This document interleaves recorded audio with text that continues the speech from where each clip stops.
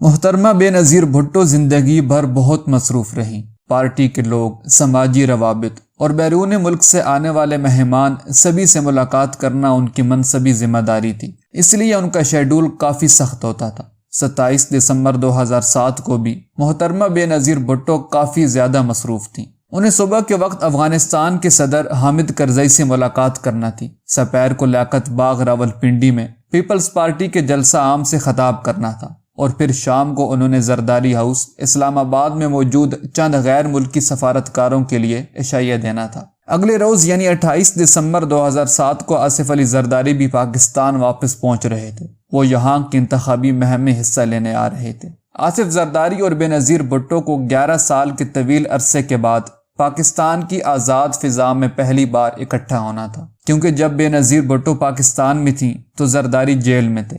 زرداری رہا ہوئی تو بے نظیر بھٹو بیرون ملک تھی۔ بے نظیر بھٹو 26 دسمبر کی شام کو پشاور سے اسلام آباد پہنچی تھی۔